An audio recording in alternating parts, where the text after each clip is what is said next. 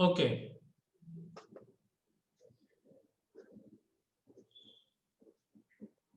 Now see what we are looking for. We are looking for the types of systematic error.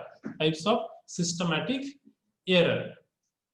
Here, instrumental error, methodic error, and personal error comes under the systematic error. Okay, we'll see one by one what is instrumental error, what is methodic error, and personal error. What is instrumental error? See, it may be caused by non-ideal instrumental behavior.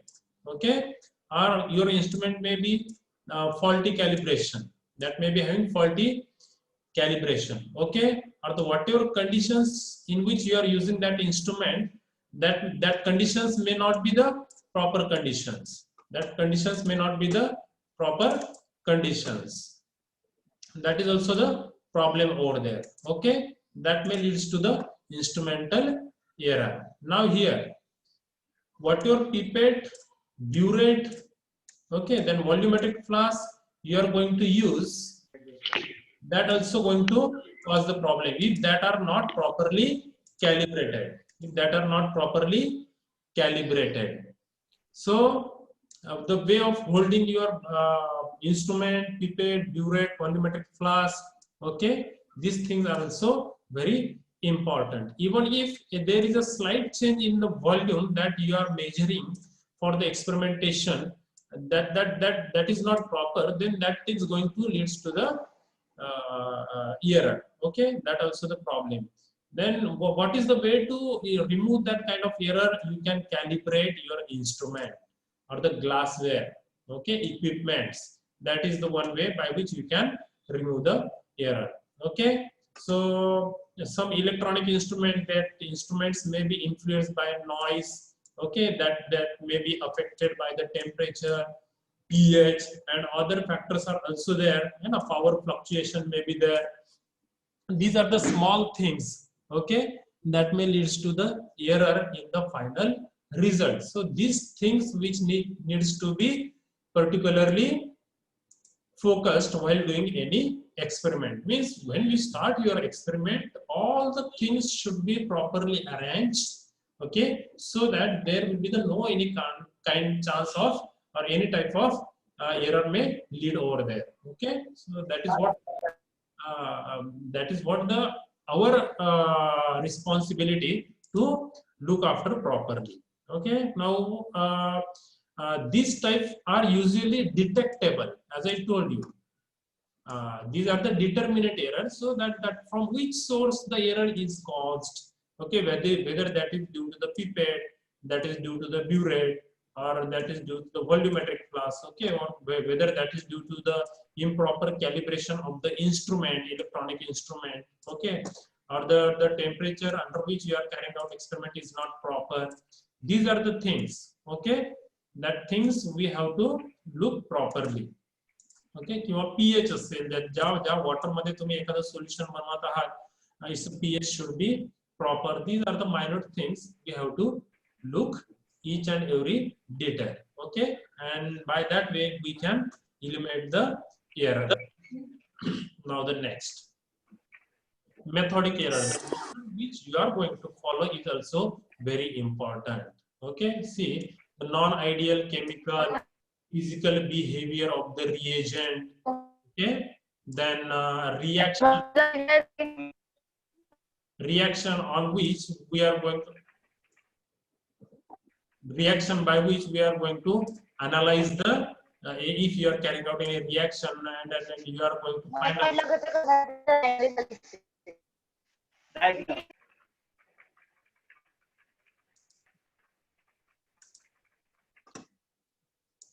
Okay, so that may leads to the okay, but you need to take a proper precaution for that.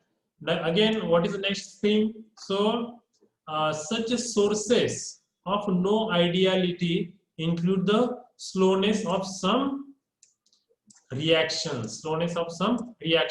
So again, the incompleteness of others. What happens while doing any reaction or analyzing anything? what happens if you are analyzing particular thing and that reaction is not completed. तुम्ही एखादी laboratory मध्ये taste घेतात, nitrogen taste मी तुम्हाला घ्यायला सांगतो, आणि होतं काय की ज्यावेळेस तुम्ही सोडियम फ्युजन टेस्ट करत असतात त्या ठिकाणी, तर त्याच्यासाठी तुम्ही व्यवस्थित जर फ्युजन झालं नाही, सोडियम व्यवस्थित त्या ठिकाणी मेल्ट झाला नाही आणि तो सबस्टन्स त्याच्यामध्ये तुम्ही टाकलेला आहे, तर व्हॉट विल हॅपन, तो सबस्टन्स त्या सोडियम बरोबर रिॲक्ट होणार नाही. And the test which you are going to carry out for the checking nitrogen, that is not going to show you whether the nitrogen present in your compound or not.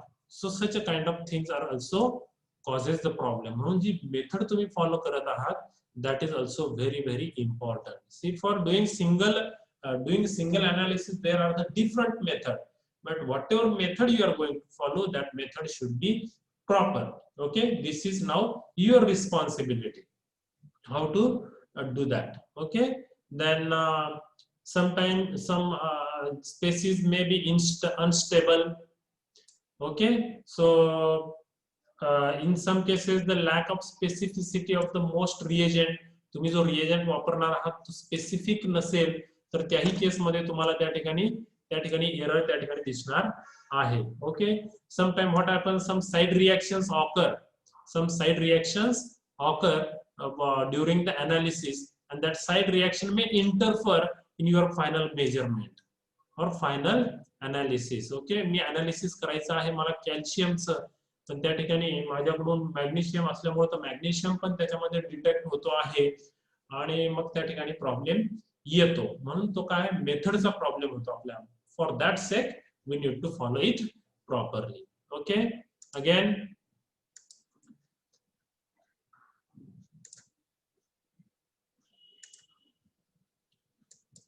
errors inherent in the method are often difficult to detect,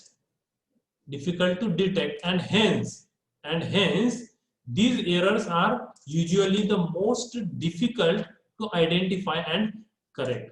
जर मुळात method जी आहे त्या method मध्ये जर ती मेथडच मुळात जर चुकीची असेल जी वापरतो आहे, आणि ती वारंवार त्याच्यामध्ये ती होतेच आहे, त्या मेथड मध्ये ती तो प्रॉब्लेम येतच आहे, आणि ती जर आपण मेथड फॉलो करणार असेल, then that is definitely going to affect on our result.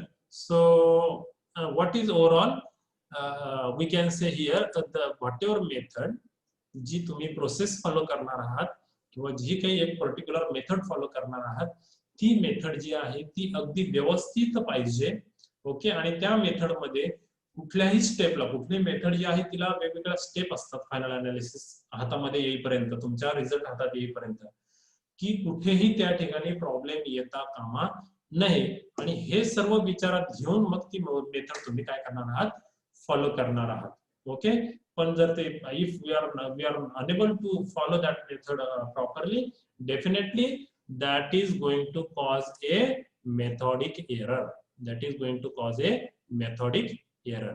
मग ती त्या ठिकाणी कशी आपण अवॉइड करू शकतो, तर हे त्या ठिकाणी काही गोष्टी आपल्याला फॉलो करायच्या आहे ज्यामुळे आपण ते मिनिमाइज किंवा इलिमिनेट करू शकतो. मग पर्सनल एरर ज्या आपल्या साइडने होतात, स्टुडंट दुर्लक्ष करतात, बघतो एकाच्या तोंडाकडे इकडे खाली त्या ठिकाणी ब्युरेट मधून सोल्युशन खाली चाललंय, त्या ठिकाणी कोनिकल लावलेला असतो नसतो खाली, है ना, ते कुठेतरी जास्त फ्लो चालू असतो, रिएजंटच टाकलेला नाही त्याच्यामध्ये, सच काइंड ऑफ थिंग आहे ना. किंवा मग पिपेट मध्ये घेताना 10 ml घ्यायचा असतो, तो घेतो 12 ml 15 ml, त्या केस मध्ये सुद्धा त्या ठिकाणी काय होतं, प्रॉब्लेम होतो.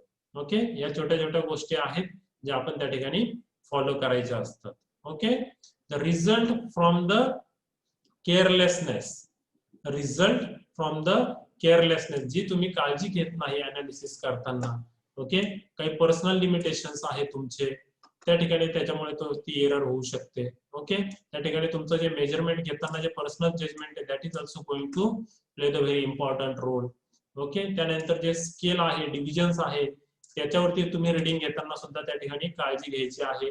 And at the end what happens, you have to, मी सांगतो की फेंट पिंक कलर यायला पाहिजे, आणि मुलं अगदी जास्त टाकतो, तो पिंक होऊन रेड व्हायला सुरुवात होते, तरी त्याचं लक्ष नसतं, त्या केसमध्ये सुद्धा त्या ठिकाणी प्रॉब्लेम येतो. ओके, ह्या छोट्या छोट्या गोष्टी आहेत, we need to follow. Okay, so काय आहे की सिस्टमॅटिकली सर्व करायचं आहे. ओके, जे करताना करायचं आहे सिस्टमॅटिकली करायचं आहे. So that there should be no prejudice and bias in the experiment. Okay, there should be no any kind of such a error.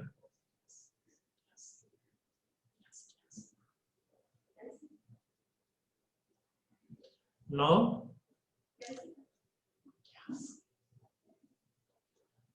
then what is next here, you can see on your screen that what happened की जे scale असतात छोटे छोटे scale असतात बघा, तुम्ही कधी कधी मायक्रो पिपेट वापरावा लागतो.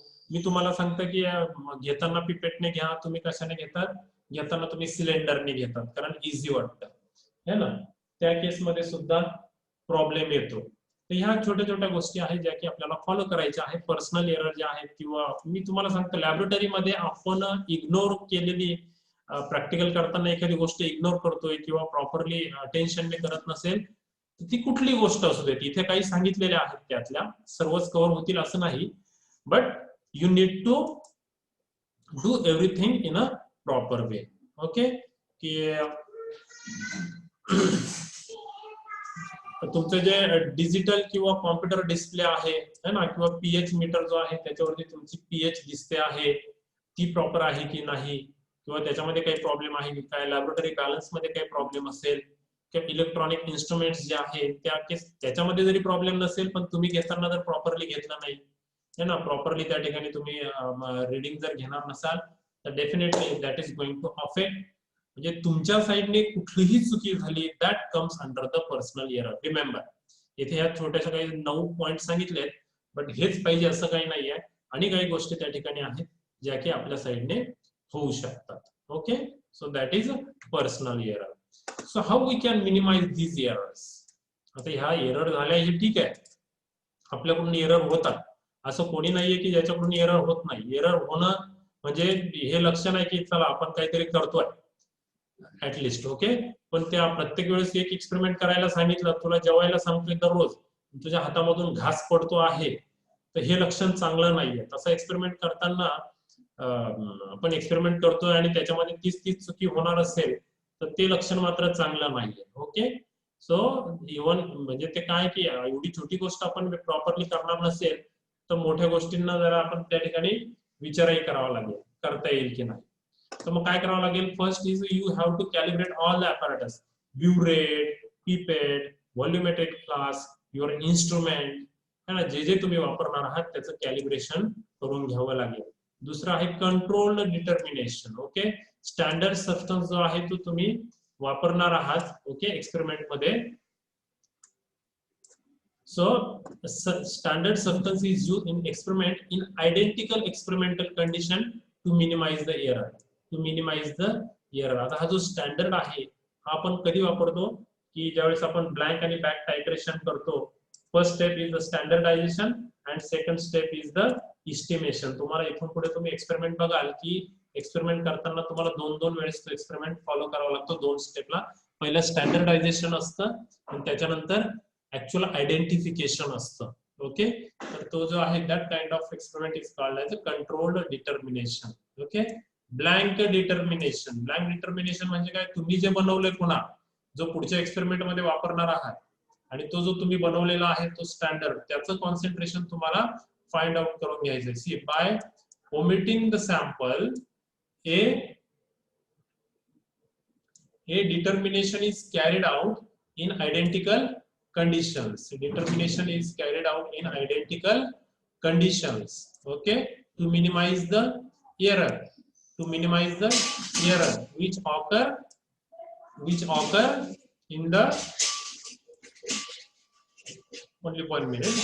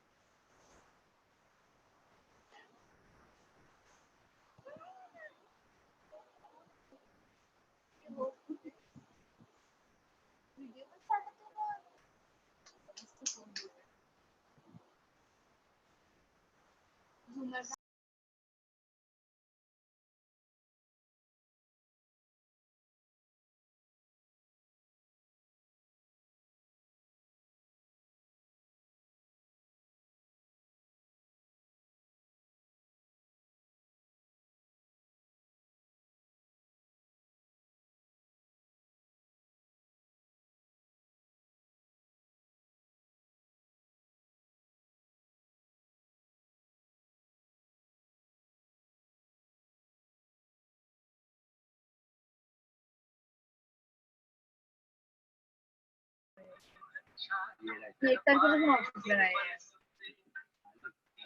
जा तिला भेटून ये. मला आली नाही फ्रेंड रिक्वेस्ट मी वसारपूर तिकडे मला नको त्या पण नको काय तिला किती अक्कल शून्य आहे सत्वरती. आता थांबता का करू चालू? पोलीस बघ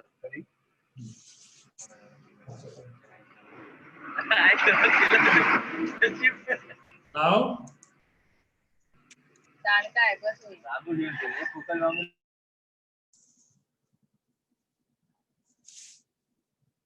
See here, independent method of analysis. Independent method of analysis. So what you are going to do here? It is carried out to maintain the accuracy. It is carried out to maintain the accuracy of result. The example guy that's iron 3. Iron 3 oxidized state is a 3 is first determined gravimetrically by precipitation method. Okay, as a iron 3 hydroxide. And then determined titrametrically by reduction to the iron 2 state. हे जे आहे redox titration मध्ये आहे तुम्हाला next इयरला in detail त्या ठिकाणी तुम्हाला याचा स्टडी साठी आहे. तर this is what the redox titration type. Independent method दोन मेथड फॉलो करायचे आहे आणि एक रिझल्ट फाइंड आउट करायचा आहे की रिझल्ट सेम येतोय की नाही. Okay, that is the what way. Now partial parallel determination here instead of single determination, duplicate or triplicate determination is carried out to minimize the possibilities of accidental error. काय करणार आहात इथे तुम्ही जास्तीत जास्त रीडिंग घेणार आहात सेम एक्सपेरिमेंट करून जास्तीत जास्त रीडिंग घेणार आहात by doing same experiment. Okay, that is what the parallel determination. की तुम्हाला लक्षात येईल की ह्या एक्सपेरिमेंटने सर्व एक्सपेरिमेंटने रीडिंग सेम येतात की डिफरंट येतात. If you are getting the same result then you can say that whatever experiment you are doing that is going properly. Okay, then standard addition method, this is very here addition is there. इथे addition लिहिलं गेलेलं आहे, that is addition, very important.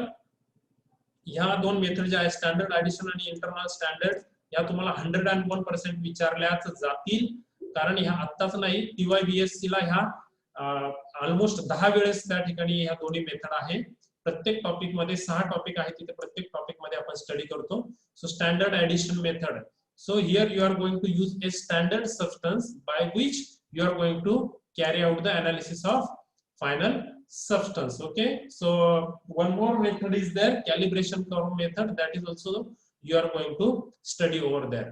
Internal standard method, these are the methods specially used for the spectroscopic technique. तुम्ही या ठिकाणी आता तुम्हाला experiment आहे SYBSC ला केमिस्ट्री मध्ये ज्याच्यामध्ये तुम्ही कलरीमीटर वगैरे वापरणार आहात. ओके, त्याच्यानंतर स्पेक्ट्रोफोटोमीटर वापरतात, टाइम एमिशन स्पेक्ट्रोफोटोमीटर वापरतात, ज्याच्यामध्ये तुम्ही ह्या वापरणार आहात. टर्बिडीमीटर आहे, नेफोलोमीटर आहे, then fluorescence is there, phosphorescence is there. हे जे टेक्निक आहे त्याच्यामध्ये तुम्ही वापरणार आहात. In general you are going to use this methods in the spectroscopic and chromatographic determination. Okay, after that amplification method, it is used when very small amount of material is to be measured. Very small amount of material is to be measured which is beyond the limit of apparatus. Okay, म्हणजे signal तुमचा फार छोटा आहे पण तो तुम्ही amplify करून मोठा करू शकता. म्हणजे लक्षात येतोय तुमच्या की सिग्नल छोटा आहे तो एम्प्लिफाय करून मोठा आपल्याला म्हणून त्या ठिकाणी बघता येतो. थोडक्यात मायक्रोस्कोपचं कसं काम असतं की छोटी अगदी हे असते स्लाइड, पण त्याच्यावरती जे काही तुम्ही ऑब्झर्व करणार आहात, एखादी सेल आहे, टिश्यू आहे, ती लार्ज स्केल मध्ये बघू शकतात.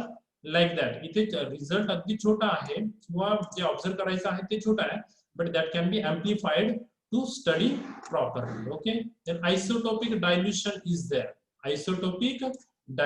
So it is used for the compound containing radioactive isotope. Radioactive means that the whatever analysis you are going to carry out, that substance or that species should contain a radioactive substance. Okay, मी तुम्हाला सांगितलं blood volume साठी जे आपण करतो, blood volume measure करण्यासाठी त्या ठिकाणी सोडियमचा आयसोटोप वापरतात आणि त्या आयसोटोपच्या सहाय्याने तुम्हाला त्या ठिकाणी काय करता येतं, आपलं ब्लड व्हॉल्यूम किती आहे आपल्या बॉडीमध्ये ते मेजर करता येतं. that method is called as isotopic dilution method. So these are the methods. का स्टडी केल्यात आपण, ह्या ज्या एरर आहेत, ह्या ज्या एरर ज्या आहेत आपल्या, त्या एरर ज्या आहेत त्या काय करतो आपण, रिड्यूस करू शकतो किंवा मिनिमाइज करू शकतो. Okay, even we can eliminate the error. ह्या ज्या स्टडी करण्याचा जो हेतू आहे तो फक्त तेवढाच आहे की ह्या मेथड आहे ज्या तुम्ही वापरू शकता. Okay, now what are the measures, what are the measures, मापक. वजन जे आहे तुमचं वजन तुम्ही ग्राम, किलोग्राम कशामध्ये घेतात, किलोग्राम मध्ये घेतात, ग्राम मध्ये शक्यतो मेजर करत नाही. तसे हे रिडिंग घेताना सुद्धा आपण काय वापरणार आहोत, स्टडी रिझल्ट आपल्या हातामध्ये आहे, पण तो रिझल्ट स्टडी करण्यासाठी कोणत्या बेसिसवर करणार आहोत, किंवा जी एरर जी आहे त्या एरर कुठल्या टर्म मध्ये स्टडी करणार आहोत. Absolute error. First we are going to see absolute error. What is absolute error? is the difference between expected value and obtained value. Expected value and obtained value. See difference between the measured value जी तुम्ही major केलेली आहे ती आणि true value. तुमची reading आली 11 आणि मला expect होती 10. So this is what xi is a measured value आणि टो किंवा टी म्हणा याला, ही जी आहे ती मला एक्सपेक्टेड होती. ही तुम्ही एक्सपेरिमेंट करताना रीडिंग आली तुमची आणि ही मला एक्सपेक्टेड होती. मग या दोघांचा जो डिफरन्स आहे, या दोघांचा डिफरन्स जो आहे that is called as absolute error. Getting my point? That is called absolute error. Okay, after that relative error is there. Relative error of measurement. So you can see here what is relative error. जी absolute error आहे, ही जी absolute error आहे divided by true value, म्हणजे this difference upon T, this difference upon T, त्याला upon T केलं की तो तुमचा काय असणार आहे, रिलेटिव्ह एरर असणार आहे. तो रिलेटिव्ह एरर आहे. याच्या रिलेटिव्हली किती एरर आली ही, हे आपण त्या रिलेटिव्ह एरर मध्ये बघणार आहोत. This is what your actual formula for to calculate the relative error. Okay, below that you can see that is mentioned here, xi minus t upon t. Now that error can be calculated in terms of part per 100. Part per 100. 100 ने multiply केलं relative error ला, you will get the part per 100. If you multiply with the 1000, you will get PPT, part per 1000. So relative error in part per 100, by multiplying 100 you will get that, and relative error in part per 1000, in part per 1000. Okay, here you can see it is multiplied by 1000. So this is what the simple formula. हा एक absolute error लक्षात आल्यानंतर relative error सहज तुम्ही calculate करू शकता. Absolute error म्हणजे काय आहे, तुम्हाला जी व्हॅल्यू आलेली आहे ती मायनस जी एक्सपेक्टेड होती ती. ओके, मी सांगितलं तुम्हाला रीडिंग तुमची 9 आली आणि एक्सपेक्टेड जर 10 असेल तर तो जो डिफरन्स असेल that is what the absolute error. That is what the absolute error. Okay, now precision. What is the precision? In short, पुढे फक्त एक डायग्राम बघितल्यानंतर क्लिअर होईल तुम्हाला. सो प्रिसिजन आणि अॅक्युरसी ह्या दोन टर्म आपण या ठिकाणी लर्न करणार आहोत. तर ते तुमच्या लक्षात येईल की पुढची डायग्राम दाखवल्यानंतर क्लिअर होईलच अर्थात तुम्हाला. सो प्रिसिजन असं समजा की that is calculated in the form of deviation. In the form of deviation. आता डेव्हिएशन म्हणजे काय, डेव्हिएशन म्हणजे तुमच्या एक्सपेक्टेड व्हॅल्यू पासून आलेली जी मीन आहे. बघा आता मी सांगतो तुम्हाला, एक रीडिंग तुम्ही घेतलेली आहे तुमची, एक तुम्ही टोटल आता असं समजा की 3 रीडिंग घेतलेल्या आहे. You have 3 reading. One is 10, one is 9.9, other is 10.1. Okay, now या तिघांचा जर तुम्ही मीन घेतला, this is what the mean of reading. तिघांचा मीन घेतला म्हणजे 9.9 plus 10 plus 10.1 upon 3. So that will becomes 10. That will become 10, right. आणि हा तुमचा एक रीडिंग आहे, सिंगल रीडिंग आहे xi. xi is a single reading. असं समजा एक किती आली होती तुमची 10.1 एक आलेली होती. एक किती रीडिंग आली होती 10.1 आलेली होती. ह्या दोघांचा जो डिफरन्स आहे that is a deviation. That is a deviation. 1 minute. That is a deviation.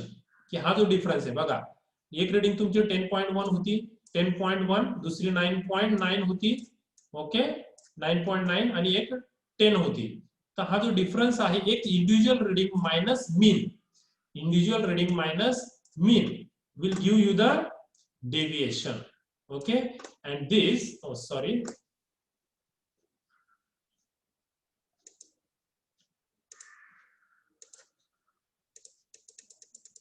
so this precision is calculated in terms of deviation. Precision is calculated in terms of deviation.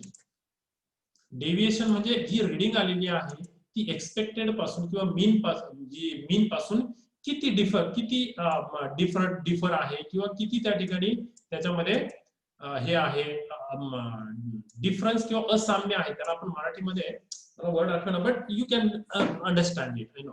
So it described the agreement, okay, or similarity, agreement among several results obtained in the same way, okay, and it described the reproducibility of the measurement. Then it is determined by repeating the measurement on replicate sample. काय नाही, reading पुन्हा पुन्हा घ्यायच्या आहेत. हे थोडंसं इथलं wording जे आहे जे तुम्हाला थोडंसं कॉम्प्लिकेटेड वाटेल. रीडिंग पुन्हा पुन्हा घ्यायच्या आहेत आणि जास्तीत जास्त रीडिंग घेतल्या की तुमची एरर ही कमीत कमी असेल. आणि एरर कमीत कमी असण्यासाठी तुम्हाला मिनिमम 20 रीडिंग घ्यायच्या असतात. किती? 20 रीडिंग घ्यायच्या असतात. पण तेवढं आपण काही घेत नाही. ऍक्च्युअली रिसर्च मध्ये जास्त रीडिंग घेतल्या जातात. तुमच्या लेवलला 3 रीडिंगचा एक्सपेरिमेंट घेतात. That are the more than enough. Okay, so the precision offset of replicate data may be expressed as a standard deviation. मी बोललो होतो तुम्हाला, काय बोललो होतं की that is measured in terms of deviation. Okay, या ठिकाणी तुम्हाला फॉर्म्युला दाखवलेला आहे. d to the base I is equal to x to the base I minus x bar. X bar is a mean of all readings. This is a single reading. This is the difference, that is a deviation. Okay, then expressed as a standard deviation, then you can find variance, then coefficient of variance. Such a calculations are there that you are going to learn in detail in further topic. Okay, deviation is denoted by dr. Okay, then xi is a individual reading, okay, and x bar is the mean of all reading. So for a sample measurement, precision is measured in terms of deviation. Okay, so calculations are there, examples are there. In the next semester, that is again in detail. तर या ठिकाणी तुम्हाला ते बघायचं आहे. Okay, इथेच व्यवस्थित learn करून घ्या म्हणजे पुढच्या सेमिस्टरला त्या ठिकाणी तुम्हाला आणि इझी होईल. त्याच्यामुळे कन्सेप्ट जे आहेत त्या क्लिअर करायच्या आहेत. Now the next, accuracy. बघा आता प्रेसिजन आणि अॅक्युरसी मी सांगितले. इथे जर बघितलं तुम्ही, हाय प्रेसिजन आणि हाय अॅक्युरसी आहे. म्हणजे काय की मला जी एक्सपेक्टेड रीडिंग आहे, माझं टार्गेट एक्सपेक्टेड आहे, मला हे टार्गेट एक्सपेक्टेड आहे आणि तुम्ही जे काही शूट केलेले आहेत ते पण त्या टार्गेटवर जाऊन हिट झाले. मला रीडिंग 10 एक्सपेक्ट आहे आणि तुमच्या सर्व रीडिंग ज्या आहेत त्या 10 आलेल्या आहेत किंवा 10च्या एक 9.9 आली आहे, 10.1 आली आहे, 2 10 आलेले आहेत. तर that are just similar, near about similar. So that indicates there is a high accuracy and high precision. Okay, now here see accuracy is less, but precision is high. तुमच्या रीडिंग आल्यात पण सगळ्या 9 च्या आजूबाजूला आल्या. 9.1 9 8.9 राईट, किंवा 9.1 9 अशा reading सगळ्या 9 च्या अवतीभोवती येतात. बट मला काय एक्सपेक्ट आहे, 10 एक्सपेक्टेड आहे. I expect reading 10. मग तिथे काय झालं, तुमचं प्रिसिजन हाय आहे बट अॅक्युरसी लो आहे. Okay, no high accuracy but precision is low. काय झालंय, मला एक्सपेक्टेड 10 होती पण तुमची आली आहे 10.3 9.7 9.8 10.2. मला एक्सपेक्ट होती 10 पण त्याच्या अवतीभोवती आहे आणि जो की डिफरन्स थोडा लार्ज पण आहे. ओके, म्हणून तिथे तुमची accuracy is hi Accuracy is high, but precision is low. Precision is low. And here you can see my expected reading or my target is this, but your readings are like this. कधी 8 आली आहे, कधी 9 आली आहे, कधी 11 आहे, कधी 12 आहे, कधी 13 आहे, कधी 15 आहे. हे ना, हे सगळा गोंधळ दिसतो या ठिकाणी. म्हणजे इथे अॅक्युरसी पण नाही आणि प्रेसिजन पण नाहीये. म्हणून accuracy indicate the closeness of the measurement, okay, to the true value और द ऍक्सेप्टेड व्हॅल्यू. म्हणजे जी 10 मी म्हणतोय वारंवार, माझी एक्सपेक्टेड 10 आहे, त्याच्याजवळ सगळ्या व्हॅल्यू आल्या, तर त्या काय झालेल्या आहे, अॅक्युरसी त्या ठिकाणी आहे. Okay, so it is agreement between a result and the accepted value. Agreement between the a result and a accepted value. Okay, it is difficult to determine.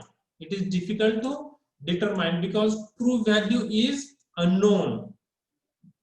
True value is unknown. हे मला expected आहे, पण तुम्हाला काय माहिती आहे का की आपल्याला सरांना किती एक्सपेक्ट आहे, 10 यायला पाहिजे. सर कधी म्हटले का तुमचे 10च्या जवळ रीडिंग यायलाच पाहिजे, असं कधी सांगत नाही. ओके, लक्षात येत आहे. तुम्हाला अननोन असल्यामुळे तुम्हाला ते ट्रू व्हॅल्यू कोणती आहे ते तुम्हाला माहित नाहीये. That causes the problem. Okay, and accepted value must be used instead. ठीक आहे, काय हरकत नाही.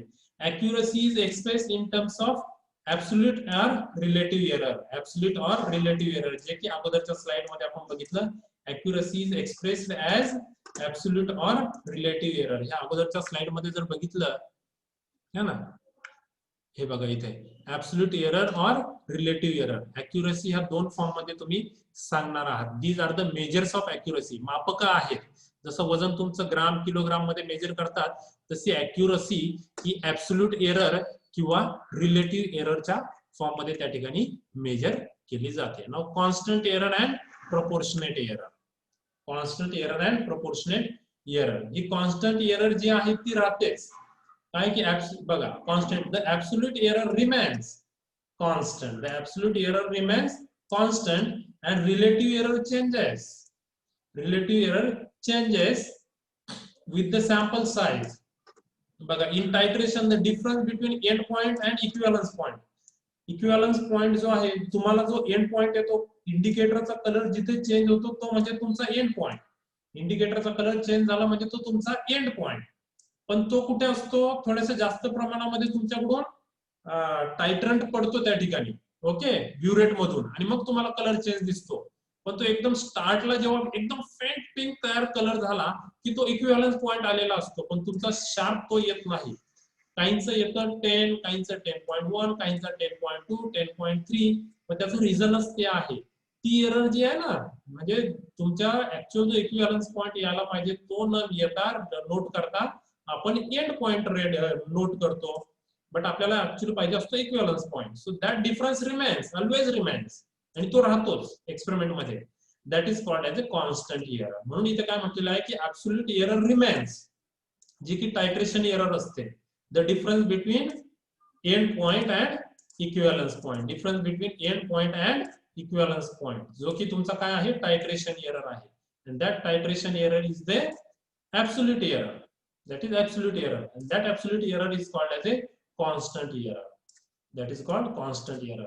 But relative error जी आहे, relative error तुम्ही काय करता, titration error upon titer value त्या ठिकाणी तुम्ही स्टडी करता. And the last from this topic, proportionate error. Proportionate error. Proportionate error. Now, the magnitude of absolute error changes with the change in sample size. Absolute error जी आहे, ही जी error जी आहे, absolute error, the magnitude of absolute error changes with the change in sample size, but the relative error remains constant. अगोदर काय होती, absolute error constant होती आणि relative error change होत होती constant error मध्ये. proportionate error मध्ये काय होतंय, relative error constant आहे, relative error is constant and absolute error is changing. Absolute error is changing. This is what the difference. लक्षात येतंय का, कॉन्स्टंट एरर मध्ये हा कॉन्स्टंट आहे ऍब्सोल्यूट एरर आणि रिलेटिव्ह चेंज होतोय. प्रोपोर्शनेट एरर मध्ये रिलेटिव्ह कॉन्स्टंट आहे आणि ऍब्सोल्यूट चेंज होतोय. ऍब्सोल्यूट चेंज होतोय. Okay, now in the precipitation titration of AgNO3, in the precipitation titration of AgNO3 with the chloride ion solution, bromide ions are also get precipitated. तुम्ही chloride जो आहे AgCl म्हणून form होतो. याच्यामध्ये chloride आयनच्या solution मध्ये AgNO3 जर टाकला, तुमची हॅलोजन टेस्ट जी आहे त्या हॅलोजन टेस्ट मध्ये घेताना AgNO3 टाकला की AgCl बनतो. पण तुमच्या त्या सोल्युशन मध्ये जर ब्रोमाइड असेल तर तिथे AgBr पण तयार होतो. It also forms AgBr and that AgBr causes the error. That AgBr causes the error. What we were expecting only formation of AgCl. We were expecting AgCl, पण त्याच्याबरोबर तो AgBr पण त्या ठिकाणी बनतो. आणि ते जे एक्झाम्पल आहे that is the example of proportionate error. That is the example of proportionate error. Okay, this is what the proportionate error and the constant error. So overall, if you go to the next slide, this topic is over. Okay, now what I am doing, I am completing this session. आणि एक 2-5 मिनिटं तुम्हाला पुन्हा एक link देतो ज्याच्यामध्ये आपण discussion, एक 2-4 लोक जे आहे काही प्रॉब्लेम फेस करत असतील तर ते माझ्याबरोबर शेअर करा. तर मी काय करतो आता त्या ठिकाणी ही जी मीटिंग आहे तुमची ओव्हर झाली असं डिक्लेअर करतो, किंवा हा जो टॉपिक आहे तो तुमचा डिक्लेअर झालेला आहे असं समजा. ओके, मी लिंक पाठवतोय शॉर्टली, तर सगळे ऑनलाईन राहा जे पार्टिसिपंट आहे ते मला बघू द्यात कोण कोण आहे.